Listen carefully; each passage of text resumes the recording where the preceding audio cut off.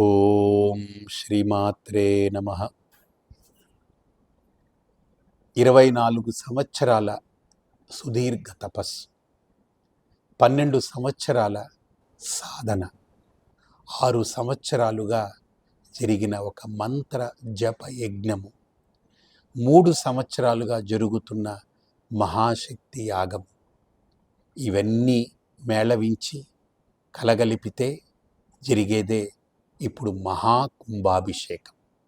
సరిగ్గా 1999 జనవరి మాసం రథసప్తమి నాడు శ్రీపీఠానికి అంకురారోపణ జరిగింది. ఆ రోజు భూమి పూజ జరిగింది.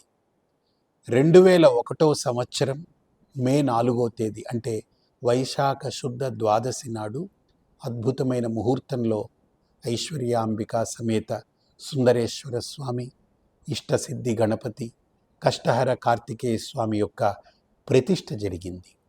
అయితే అప్పటి నుంచి ఎడతెరపి లేకుండా శ్రీపీఠంలో నిరంతరము నవరాత్రులు కానీ, మహాశివరాత్రి కానీ, గణపతి కానీ, సుబ్రహ్మణ్య స్వామికి కానీ ఆరాధన, నిత్యోత్సవము, వారోత్సవము, నక్షత్రోత్సవము, పక్షోత్సవము, మాసోత్సవము, అయినోత్సవము, ఋతువులో జరిగే క్రతువు, సంవత్సరోత్సవము, ఇలా ప్రతిదీ నిర్వహిస్తూ ఒక అకుంఠిత దీక్షతో, మొక్కవోని శ్రద్ధతో, ఎక్కడ ఆత్మస్థైర్యాన్ని ఏ రోజు తక్కువ చేసుకోకుండా అమ్మవారి అనుగ్రహంతో 24 సంవత్సరాలు అకుంఠిత దీక్షతో సాగిన ఈ తపస్సు, దాని యొక్క దివ్య ఫలితమే 12 సంవత్సరాల సాధన, 6 సంవత్సరాల మంత్ర జప యజ్ఞము, 3 సంవత్సరాల మహాశక్తి యాగము యొక్క ఫలితమే ఈరోజు మనం చేసుకోబోయే మహాకుంభాభిషేకం. ఇది శ్రీపీఠంలో జరిగే మహాకుంభాభిషేకం. శ్రీ అంటే ఈ సృష్టి, పీఠము అనంటే ఈ సృష్టినే తన పీఠంగా కలిగింది అని అర్థం. ఈ శ్రీపీఠం అనేది నాకు తెలిసి స్వామి పరిపూర్ణానందగా 1999లో కాకినాడలో ప్రారంభించాం. మరో శ్రీపీఠాన్ని నేను ఎక్కడా ప్రారంభించలేదు ఇప్పటి వరకు. భూమి మీద ఉండేది, నా చేతుల మీదుగా ఆరంభమైంది ఇది ఒకటే శ్రీపీఠం. మరి ఏ శ్రీపీఠం పేరు మీద వేరే ఎక్కడెక్కడ ఉన్నా అది మాకు సంబంధం లేనిది. అక్కడ ఏం జరుగుతుందో మాకు తెలియదు, అది ఎక్కడుందో కూడా మాకు తెలియదు. కాబట్టి శ్రీపీఠం అనేది కాకినాడలో స్వామి పరిపూర్ణానందగా నా చేతుల మీద మా గురువుగారి దివ్య హస్తములతో సంప్రదాయమైన విధానంలో పీఠాన్ని స్థాపించడం జరిగింది. ఇక్కడ పీఠము అనంటే పీఠాధిపతి లేని పీఠం. ఇక్కడ పీఠాధిపతి, పీఠాన్ని అధిరోహించిందంతా కూడా అమ్మవారే. ఒక వ్యక్తి ప్రధానంగా కాకుండా ఒక మహాశక్తి ప్రధానంగా ఈ పీఠం అలరారుతూ ఉంది. ఎందుకంటే మా గురువుగారు దీన్ని ప్రారంభించి, ఆయన దాన్ని అనుగ్రహించి, ఆయన కాలాంతరంలో 2015 నాడు ఆయన శరీరాన్ని విడిచిపెట్టారు. ఇప్పుడు 2026, కొంతకాలం తర్వాత కాలగర్భంలో నా శరీరం కూడా పడిపోతుంది. ఆ తర్వాత ఎవరొస్తారో వారి శరీరము పడిపోతుంది. ఇలా శరీరాలు వాసాంసి జీర్ణాని యథా విహాయ అన్నట్టు వస్తుంటారు వ్యక్తులు, పోతుంటారు. కానీ ఈ పీఠంలో స్థాపించబడ్డ ఆ మహాశక్తి ప్రతి ఏడాదికేడాది దాని యొక్క విరాట్ రూపాన్ని ధరించి, విశ్వరూపాన్ని ధరించి ప్రపంచం మొత్తాన్ని ఆవహించేటువంటి ఒక మహాశక్తి కేంద్రంగా శ్రీపీఠం పరిఢవిల్లుతూ ఉంది. దానికి తోడు శ్రీపీఠంలో ఐశ్వర్యాంబిక, సుందరేశ్వర స్వామి, ఇష్టసిద్ధి గణపతి, కష్టహర కార్తికేయ స్వామి, ఒక పరివారం మొత్తం ఒక దగ్గర ఉండాలనుకుంటాం కదా. అమ్మ, నాన్న, పిల్లలు ఒక దగ్గర ఉండాలనుకుంటాం. కానీ ఈరోజు రేపట్లో అది కుదరట్లేదు. కొడుకు కోడలు ఎక్కడో ఒక చోట, కూతురు అల్లుడు ఎక్కడో ఒక చోట, తల్లిదండ్రులు ఒక చోట, మనవడు మనవరాళ్ళందరూ ఇంకో చోట, పేరుకి అందరూ కుటుంబ సభ్యులే. కానీ ఈరోజంతా ఒక రకంగా డిస్ట్రిబ్యూటెడ్ ఫ్యామిలీస్, డిజార్టెడ్ ఫ్యామిలీస్ ఒక రకంగా. అంటే అంతా విచ్ఛిన్నమైపోయి రకరకాల కారణాలు, ఉపాధి నిమిత్తమో లేకపోతే విధి నిర్వహణ నిమిత్తమో చదువుల నిమిత్తమో సంపాదన నిమిత్తమో ఏదో ఒక నిమిత్త కారణంగా నిమిత్త మాత్రంగా అందరం విడిపోయి ముక్కలు ముక్కలుగా ఉన్నాం. కానీ మనందరికీ ఆదర్శం వీళ్ళే. చూడండి, దేవతలైన అటు గణపతి ఇటు సుబ్రహ్మణ్య స్వామి తన పిల్లల్ని తన దగ్గర పెట్టుకుంది.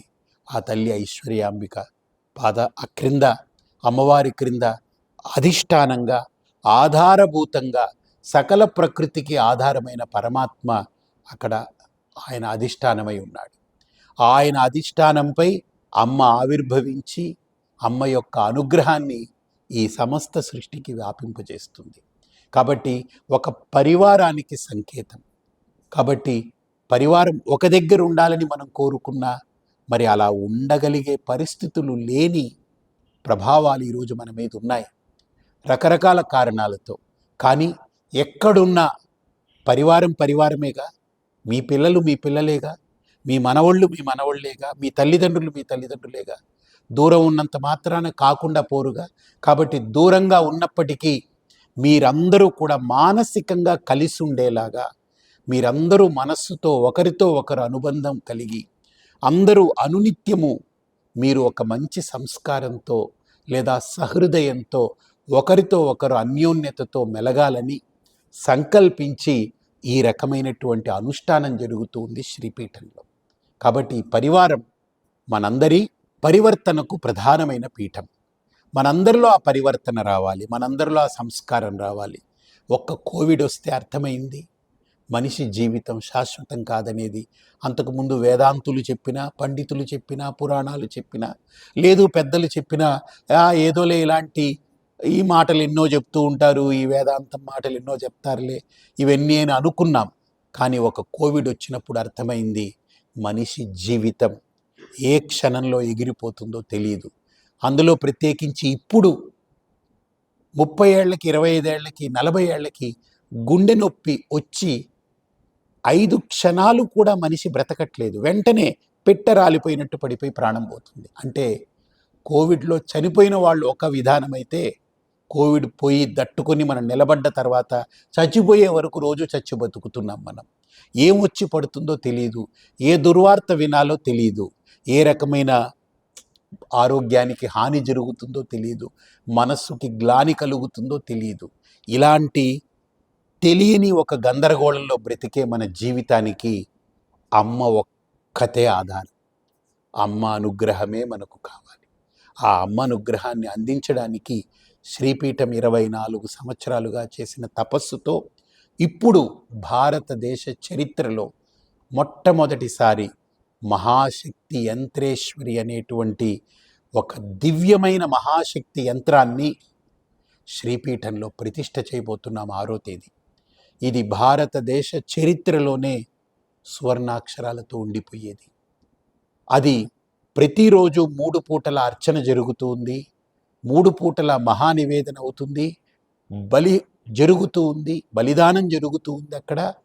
అనంతరం ప్రతిరోజు భక్తులకి దర్శనం ఉండదు. శనివారం ఒక్కరోజు మాత్రమే ఆ మహాశక్తి యంత్రేశ్వరి అందరికీ దర్శనమిస్తుంది, అనుగ్రహం ఇస్తుంది. అది కూడా భక్తులకి శ్రీపీఠంలో మేము అమ్మవారికి బలి సమర్పించేది ఇక్కడ ప్రధానం ఏంటనంటే కొబ్బరికాయ. ఆ కొబ్బరికాయని మేమే ఎంపిక చేసి పవిత్రమైనటువంటిది తీసుకుని ఇక్కడ అందజేస్తాం భక్తులకి.